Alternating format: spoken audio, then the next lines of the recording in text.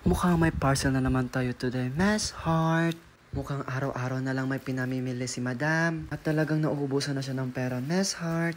Grabe, ginawa na daw talaga ni Madam ang lahat-lahat ng pagtitipid. Pero ipeg pa din. O sige, Miss Heart, buksan na natin yan, Miss Heart. Grabe talaga si Madam, akala mo yung wallet parang galaxy. Ang daming stars. Hindi nakababad sa neutralizer si Madam, kundi nakababad sa utang. Go, Madam! Ilaban mo yan. O sana wag ka na maging magastos, Madam. Parang awa mo na at nagtitipid si Miss Heart. So yun lang. Thank you, Miss Heart. Uy! Hello, best heart. Hello, Locacheras. So, I'm wearing Mermaid of the Philippines. So, ayan yung shirt namin last anniversary sa Manila Ocean Park. So, yung mga nakikita nyong previous post ko is dati pa siya. So, late post lang. So, here, mag-unbox na tayo. So, nag-order ako sa Facebook. So, legit naman yung website niya. And dumating na din siya. Mabilis din yung shipping niya. So, nag-order ako ng power bank sa Anchor Philippines. So, yung order ko is naka-promo lang din siya. Naka-save. And ang pinili ko is 10,000 milliampere para safe siya sa travel. Kahit sa airplane pwede. And cutie yung color niya, sky blue. So, later makikita nyo. And, ayan, na-open ko na yung box. Meron din siyang bubble wrap. So, safe na safe. And pag open ko, ayan, marami siyang karton na gupit-gupit. Pero hindi naman siya scam. So, andyan yung in-order ko. And good thing kasi may free siya.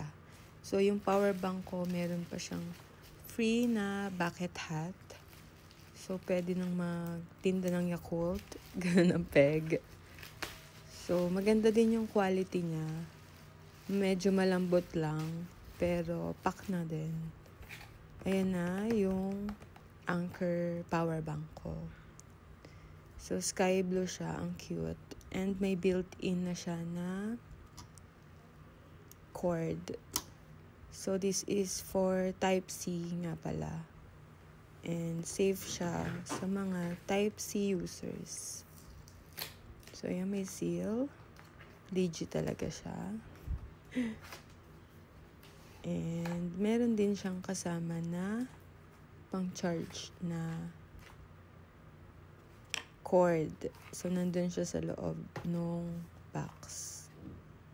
Initially, meron siyang parang 25 na charge. Kaya hindi ko muna siya ginamit. Chinarge ko pa muna siya ng full. And ready to use na siya. So, ayan, may plastic pa. Hindi ko na sana i-remove para hindi madumihan. Pero I decided na tanggalin na lang din siya. Kayo, sinong tatanggalin nyo sa life nyo? Eme. So, ayan. Hindi ko pa siya matanggal. Pero nasira ko din naman yung plastic niya. Super handy niya. And hindi siya matakaw sa space kapag ilalagay nyo na siya sa bag. So, ayan. Pakit lang. And working naman siya. Hindi siya defective. Yun ang good thing din sa ating Anchor power bank. So, ayan. Flex ko pa ulit. So, super handy lang niya and hindi siya mabigat. So, ayan. Ito na yung aking bucket hat. So, diba? Nakakikita natin yan usually sa mga Yakult vendor.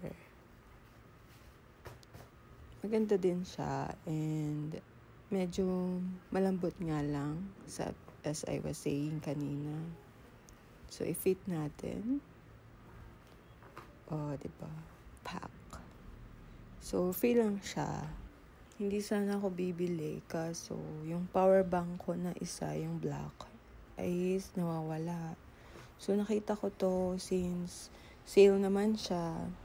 Kaya bumili na ako with free item pa siya, diba? So, sulit budol ito, mga lacocheras. Ayan, so, nalabas yung filter ko.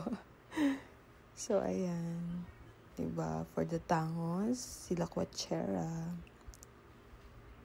So, check nyo na lang Anchor Philippines. I don't know lang if naka-sale pa din sila and may freebies. So, may iba pa ring freebie depende sa items. Yun lang.